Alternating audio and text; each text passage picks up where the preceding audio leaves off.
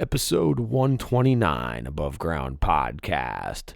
Borderline Personality Disorder, Battling the Mind. Disclaimer. The hosts of this podcast, Timothy Patrick and Will Foley, are by no means medical professionals. However, having lived experience with mental illness themselves, they have gained useful perspectives on common mental health issues that some of us struggle to overcome on a daily basis. By sharing their stories, they hope to create connection. By creating connection, they hope to help you find your purpose. And through purpose, we can all begin to build the foundation for positive mental health. This is Above Ground Podcast. Are you ready to lace up your boots, throw up your horns, and jump into the pit? Then let's stomp the stigmas of mental illness. It's time for Above Ground Podcast. Now, Will Foley and Timothy Patrick. Hey, what is up, everyone? Welcome to Above Ground Podcast. Above Ground Podcast. Because you can't serve below. Yeah, that's right. You know who that is. You down with TPP. Yes. Why, yes. You know me. TPP. Woo! Yeah, what's up, everyone? Welcome to another episode, man. Fun-filled episode, nonetheless. Yeah. Well, let's see if it's fun. We'll make it fun. We always make it fun. Yeah, we always make it fun. We put the fun in mental illness. What are we talking about today, Will?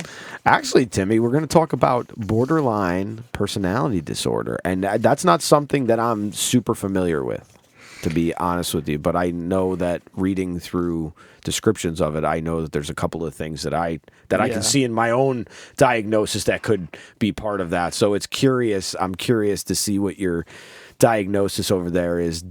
Well, the same thing with you. I think obviously with anything we really do, it's best to get a professional opinion or see a medical professional if you have any questions with that stuff. But I kind of researched this years ago because it was one of my original diagnoses, and there's a lot to it. It's like there's little facets here and there, but I think some of the staples that I'm aware of is most professionals that I've talked with or I understand when I'm reading, they don't like to really fully diagnose this until the person is over 18. Really? Again, it's not. I'm not saying. Well, even over 18. I mean, and we're just finding this out, and that the brain isn't even fully developed until we're 24, 25, 26 in most of us. So it's like even to wait until 18 to see, because I looked at some of these things on this sheet that I was given. So and again, and like you said, first of all, it's a mood disorder. Let's get that right out of the way. It's a mood disorder. So right off the bat, if you're talking like let's get into this, let's get this person medicated and move forward. No, that it's a mood disorder. It's medication won't really fix it. It's going to help. That was awesome. But it's a mood disorder. It's your personality. These are things that are ingrained in you, whether from your upbringing, whether it was trauma. So all these things that come in. So as you're saying that, so it's funny because Timmy's going down this, and I'm actually literally looking at all these things that he's talking about. So some of the possible causes: family history. People who have a close family member, such as a parent or sibling with the disorder, may be at a higher risk of developing borderline personality disorder. Did you know that? Yeah. Yeah. Wow. And it just goes to show that heredity, I think, plays a bigger role than they lead credence to, I think, a lot of times. See, I think a lot of times they want to write, because again, here's a mood disorder, right? It's a mood disorder. So these are a lot of learned behaviors. So it's a family history, regardless of whether it's genetic, hereditary, or envimental. And so that's why this is a very tricky thing. And so maybe it's not really a mental illness as much as it's maybe it's a conundrum of of some of these diagnoses, It's maybe. like And maybe again, that's it's a disorder. It's like a Right. condition of well, and because they say brain factors is the next thing. Studies show that people with borderline personality disorder can have structural and functional changes in the brain, especially in the areas that control impulses and emotional regulation. But it is not clear whether these changes are risk factors for the disorder or caused by the disorder. But if you look at anybody with depression, and they've said if you study the specs, if you look at the spec studies, you can see that the brain Right. fundamentally changes in somebody with depression. Sure. So, and that's a mood thing. So it's obviously your mood affects everything, because your mood affects how you feel about yourself, how you feel about your environment, how you feel about everything that you view through those lenses. Yeah, well said. I mean, I agree. I think that's one of the reasons why this is so very hard to diagnose, because a lot of the traits mimic other illness, disorders, conditions. You know what I mean? Absolutely. Depression, bipolar, OCD. It's like this is like that. The what you used to call a stew. You know? Well, right. It even says in this sheet. I had a friend of mine at my job who actually has borderline, and she actually gave me a couple of sheets that her therapist had sent her, and then she also wrote me out some stuff that we'll talk about in a little bit. But it actually, because borderline is a mood disorder, in addition, you may have other mental health disorders.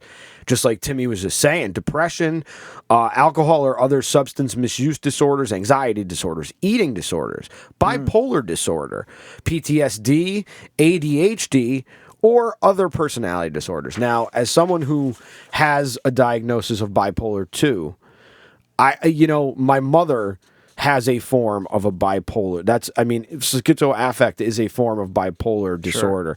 So obviously it affected me in a way, but I don't know if it necessarily affected me in the chemical way, or not in the chemical way, but in such a not as bad as her. That's what I'm trying to say.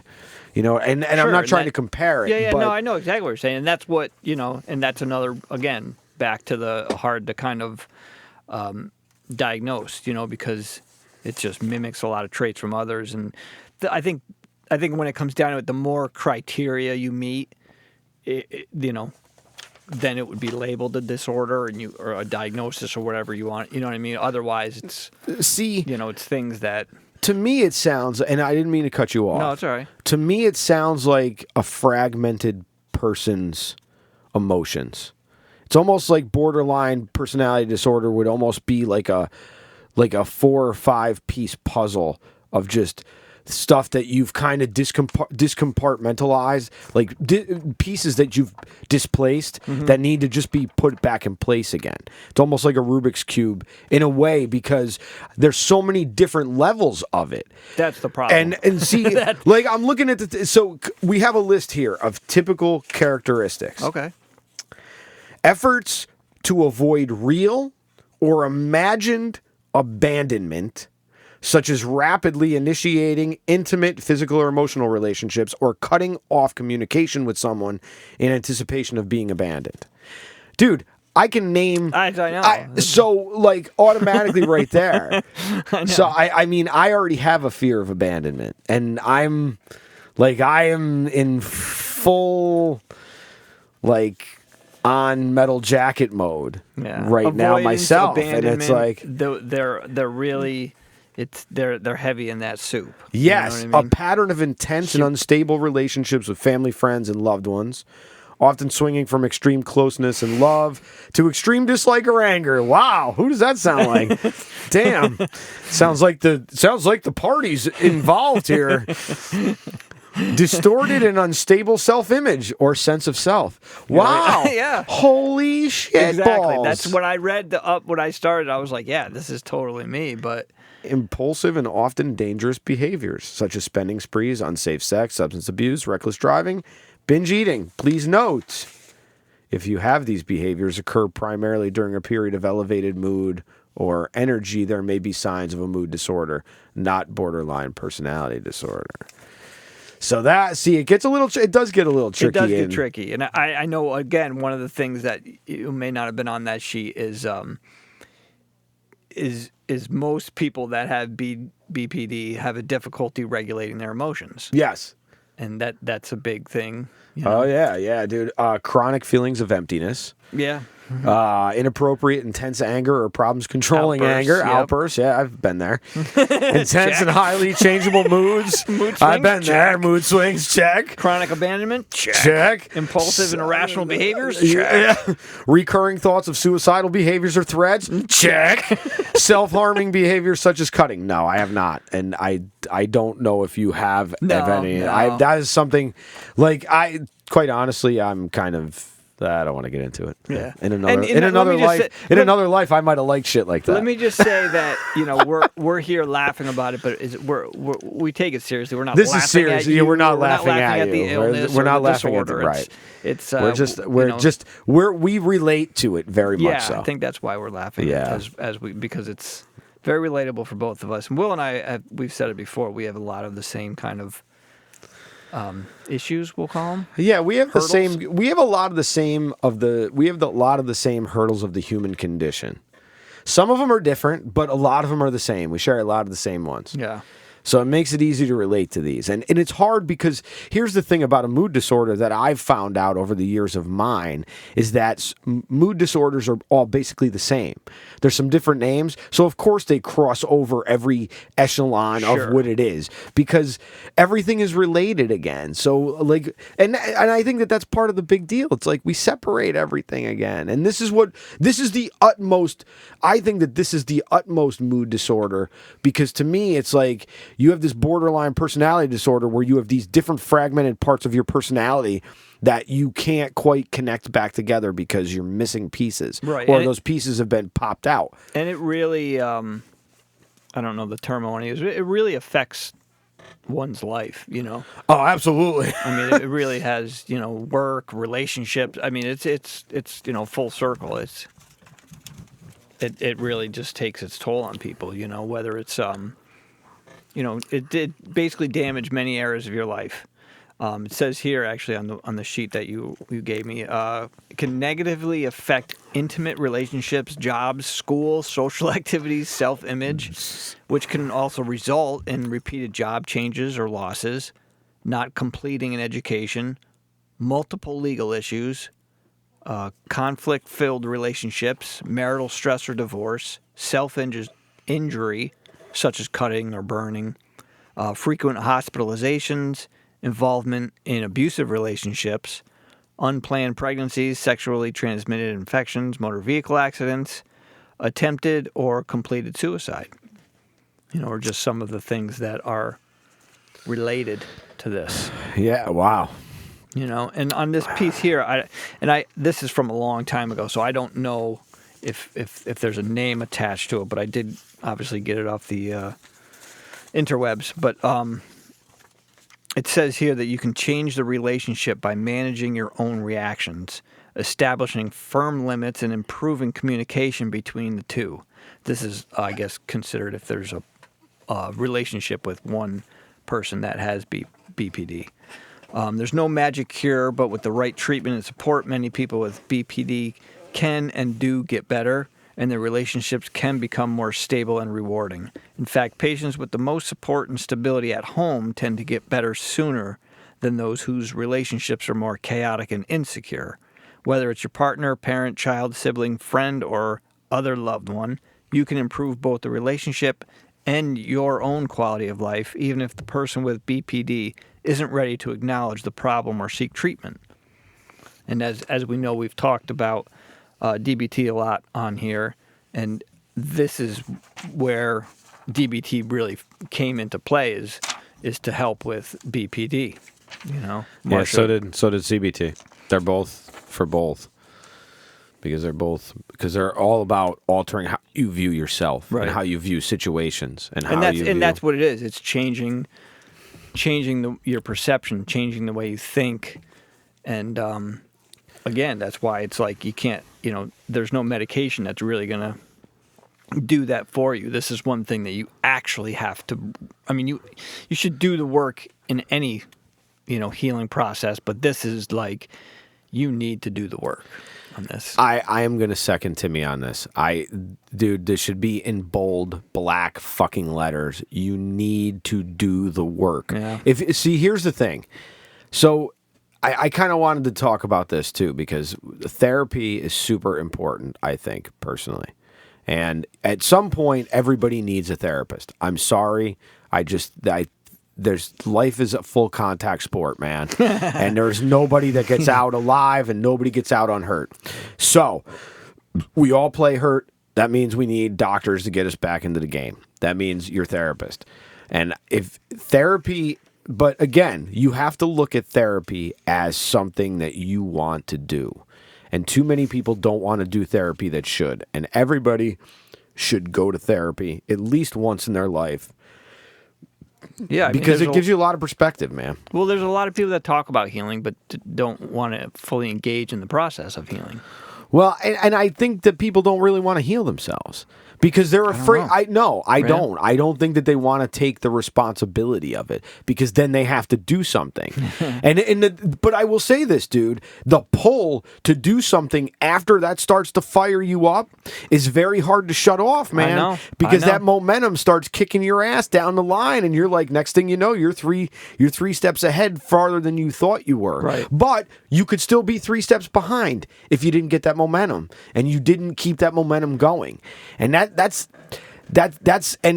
unfortunately, okay, no one can do that for you but you. Right. Like you can use someone else's energy for you as some potential energy for you, but you can't use it for you. You have to have the energy to do the work. And this is tough work, dude.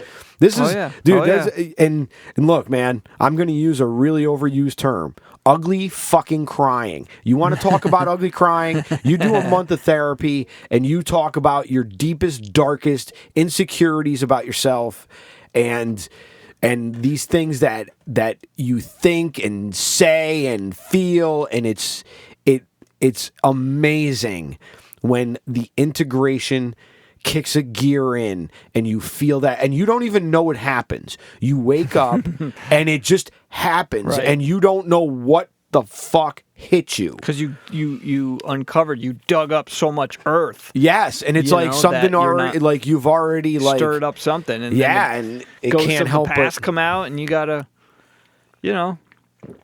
I think sometimes too you can also, make friends with those demons, because I think they're hurting. We all have these gremlins inside that talk to us that may just be lashing out because of an unmet need of theirs, which in reality is going to be an unmet need of yours.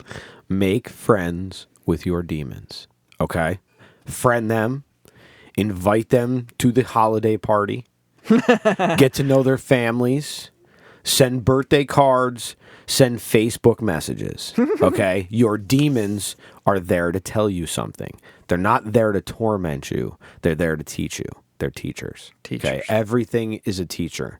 And if you start looking at life that way, and look, like there's still a part of me that is like, okay, I'm going to wake up tomorrow and I'm going to feel just as shitty as I know I can feel because that's what I'm comfortable with.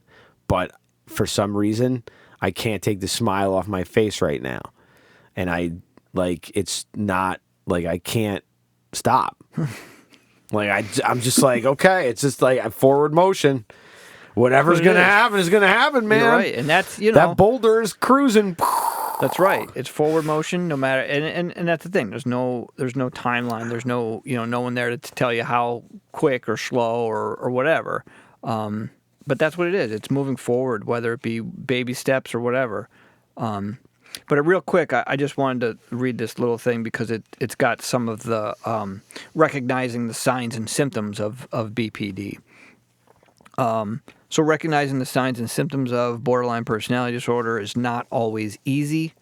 BPD is rarely diagnosed on its own, but often in conjunction with co-occurring disorders such as depression, bipolar disorder, anxiety, an eating disorder, or a substance abuse.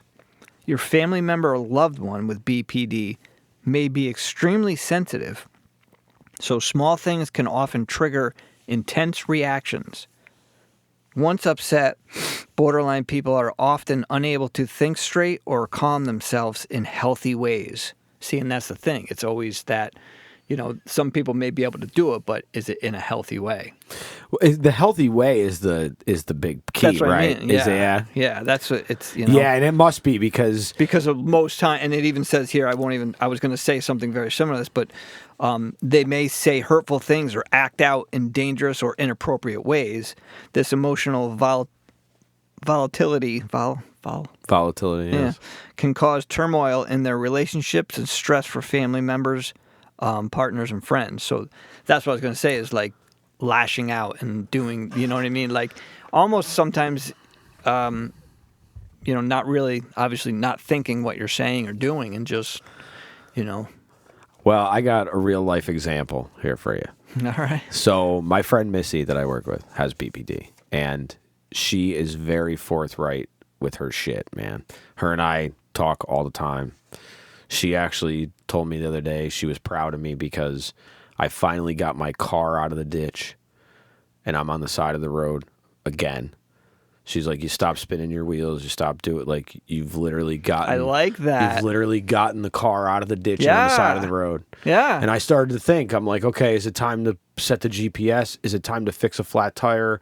Is it... I need to assess. Reassess. Yes, absolutely. reassess. I like that. So, That's a very good. I like that. But she has shared some of her personal stuff with me, a lot of personal stuff.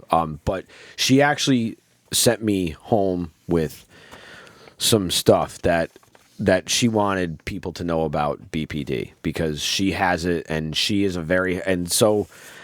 This is the truth. The BPD is horrible, and I'm on the high functioning end of the spectrum. When I'm doing well, I can function. I can teach. I can judge. I can be social. Missy is a very, very, really highly sought horse equestrian judge and teacher. She teaches horse lessons and stuff.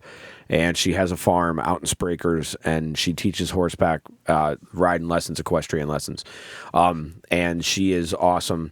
Brandywine Farms. She's super cool. And I love her. She's super cool. She's like a sister. Like, well, she's it's very awesome. Cool that she offered to, give us her 2 cents. Yeah, and she really wanted people to know this because she's awesome. And when I'm doing poorly, I'm often labeled a bitch, antisocial, psychotic, when in fact, I'm trying to survive.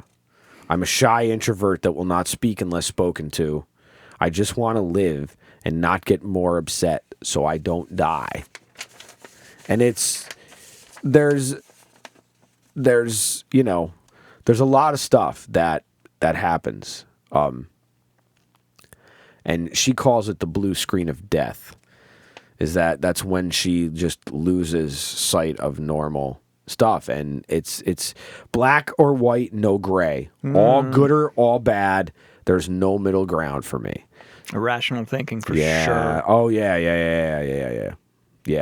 She had told me a story about some grain that was behind a garage door that the garage door was shut and the garage door is never shut. I read that, dude. I would have done the same. Dude, that was you. Yeah, I thought oh my of you. God, that's me. That's you. Like, you would have been like, there are tractors in that motherfucking exactly. room. Like, they should know better. That's right, you bastards.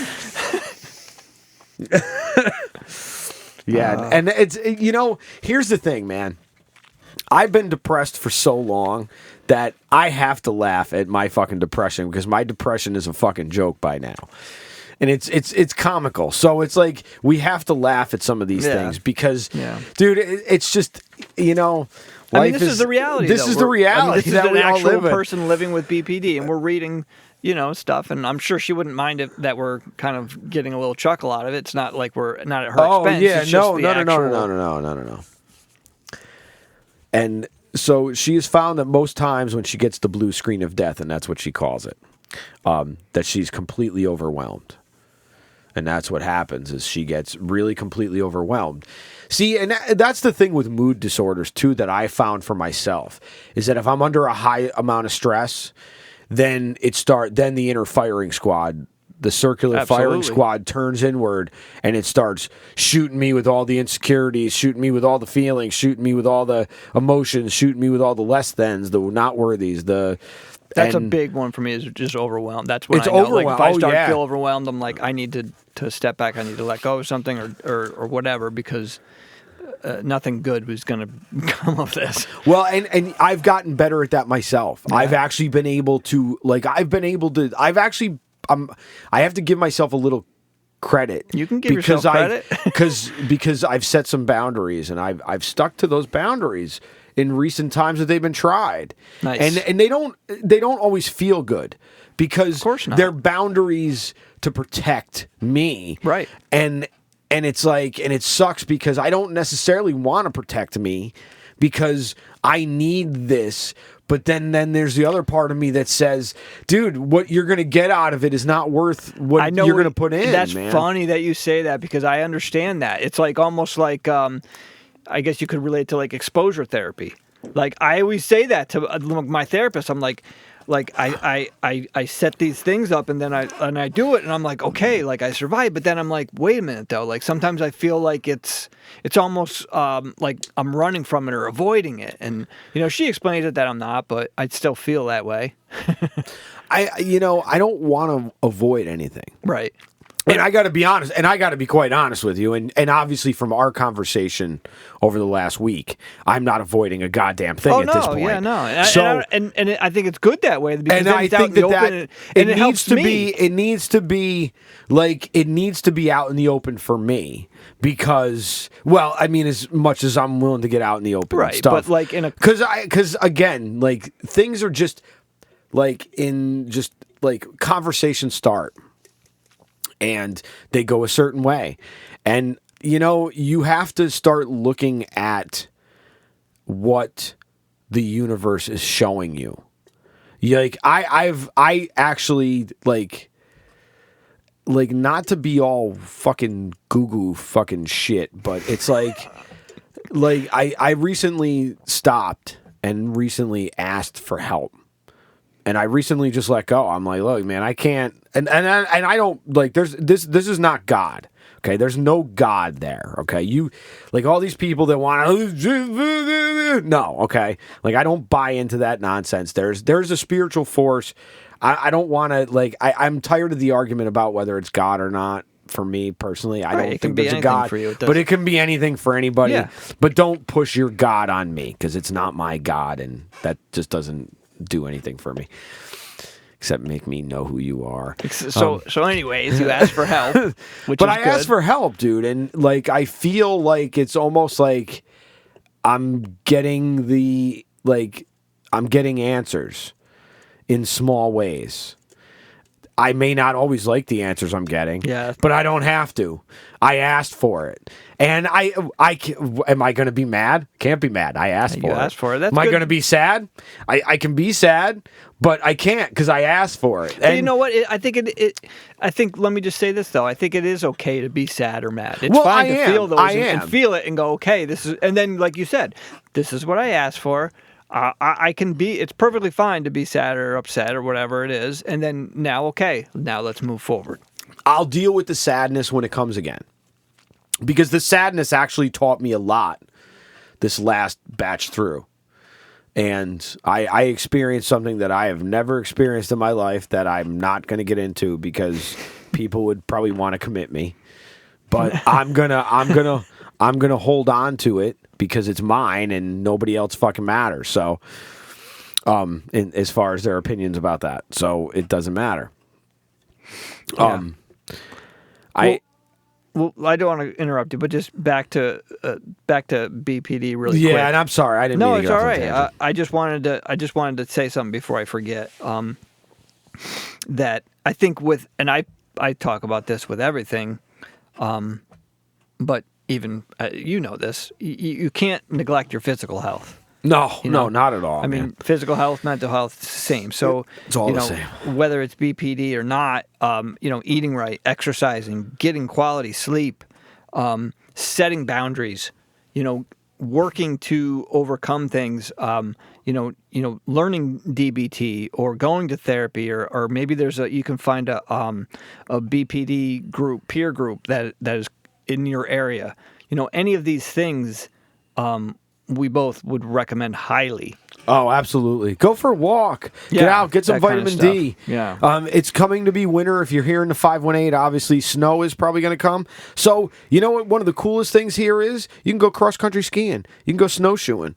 You can go snow tubing. You can go, there's all sorts of stuff. Skiing, all that stuff, man. There's things to do out there. And don't be afraid.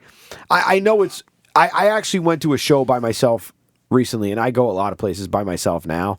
But I'm also, I don't mind traveling by myself, so it's good. But I know it takes. I know a lot of people don't like to be out by themselves, but sometimes, man, you got to take yourself out. Sometimes you got to, and I'm not saying you got to go sit in a restaurant by yourself where you're going to put yourself and make yourself uncomfortable.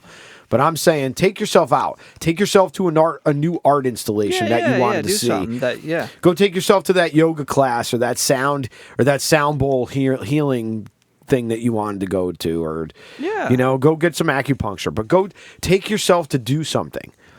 I think and celebrate your birthday. Celebrate your birthday. I think celebrating your birthday is super important for anybody who has any sort of issues with themselves. And having a mood disorder is an issue with yourself, because your moods are really based on your emotions, and your emotions fluctuate because you feel abandonment or you feel this, but you feel those things because there's a part of you that is needs to be healed. But the only way for you to heal that is to actually heal it and try and move forward and put your best effort that you can. And it doesn't have to be 100% today. It can be 10%.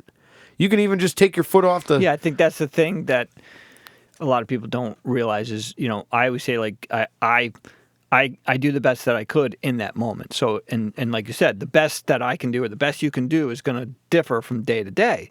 But if you do the best you can do that day or that moment, it's going to help also looking back on it and going regret or guilt or going, I should have did this. No, like, you know what? I did. I gave it the best that I could do in that moment. And that's all that I could do. Now that I know better, then I can do better. But at that moment, that's what I was able to do.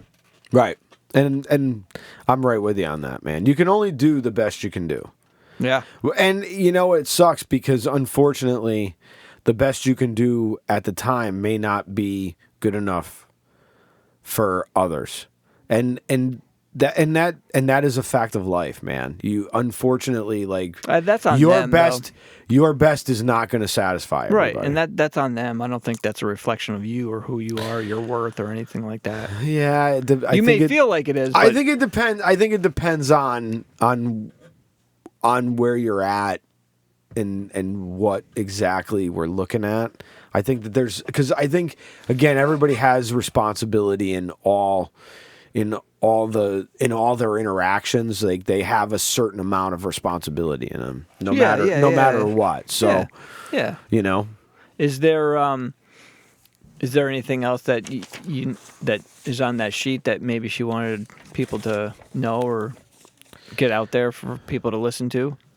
Well, she did want to know, I cannot stand maybe. Open-ended answers. I need a yes or a no. I cannot stand whispers. I automatically assume it is about me. I trust no one. When I split, or even if it is a not quite split moment, I get immediate rage, and the whole world could go up in flames while I was laughing. I get hostile and blank at the same time. So yeah, it's like, it's definitely that dichotomous thinking that. Well, it's the utmost of. It's almost like bipolar in real time, because you can go from one spot to the other side in a second and back again. Right. And it's almost like almost, I think sometimes you can have both at once. Sure. That's the scary part. Yeah, of it. because I don't know if it's humans in general, the way we work, but it's hard for some people to grasp that fact that, hey, hey, I'm sad, but I'm also happy, or I'm hurt that I'm losing this person, but I know that I can't be with them. But it's okay to be hurt and miss them, but it's also okay to know that they're not good for you and it's not going to work and you have to say goodbye, kind of thing. Right, and, You know what I mean? it's okay to mourn, and it's okay to mourn anything that you feel is a loss. And I think that this goes to a bigger conversation. But it's like, Oh yeah, BPD is so it's in depth, for sure. And I was a little nervous at first trying to talk about it, but you know, as most of what we do here, it's like we bring it to the table, hopefully provoke some thought, and then it's up to any of our listeners to kind of proceed with their own work on it and look into it if they deem necessary. Yeah, absolutely. I mean, if you're having some of these issues, you really should seek professional help. And I say that because, look, man, therapy has been a blessing for me. I found a really nice therapist recently in the last 6 months. I've seen her probably like 4 or 5 times at this point. I'm about every 2-3 weeks. Dude, I absolutely think everybody should have therapy at least once in their life, man. We all got closets to clean. And unfortunately, if you have a mood disorder where it's very hard for you to regulate things, you need to have options for release valves. Because unfortunately, the release valves that are often chosen from BPD and even other mood disorders aren't healthy. They're not healthy coping mechanisms, a lot of them. I mean, self-harm is... But I understand, because like Missy shared with me about self-harm, it's something about feeling, and it's something about... there's something about cutting yourself. Well, it's like you said, I think for most people, it's like release the valve. It's the valve. Yes. It's that pressure, and you're like, all of a sudden, you think you're going to come out of your skin. And but again, as someone who has felt rage, and as someone who's Right. felt deep sadness, and it's like you and me, Right. like I get it, and I totally understand how it could be mixed up with other things. It could be a coexisting condition. It can be. But it could also be that it's not actually a disorder as much as it's a facet of part of having a disorder that becomes... Because again, if you have depression and you just feel this sadness and you don't know what it is and you can't quite describe it, but then you keep not finding how to describe it, you're going to start getting in your own head. Well, and you're yeah, going to start separating. And who's to say that, you know what I mean, you're not having these types of issues. Right. And I think that's where, most people would, obviously if like you said, if you're having this overwhelming of sadness and it's clinging on, and then it starts to, interrupt your daily routines and stuff, that's when it can be, I guess, considered like clinical depression. Well, and that you need clinical help. You need professional help for that. Man. Yeah, for sure. I would not be here had I not gotten some sort of help for my depression. Oh, for sure. Regardless of whether or not I'm like, because the treatments all change. But if I hadn't asked for some help at some point, I don't think I would still be here anyway. At this point, I don't think. Yeah, I don't think so for me. I actually, I'm pretty sure I wouldn't be. I don't think. I think, yeah. And it's weird because I know we sound so as a matter of fact when we talk about it. But the thing is that what I really want people to understand, and what I've come to understand from others that don't quite understand how I feel about this, is that we have a different perspective, because when you get to the point of not wanting to live anymore, you start to really lose the veil of... You almost lose the Wizard of Oz in a way when you get to that dark room, because you realize that there's no wizard in there. There's just a window that's blowing in a cold breeze that might have some light shining in it if you caught it at the right time.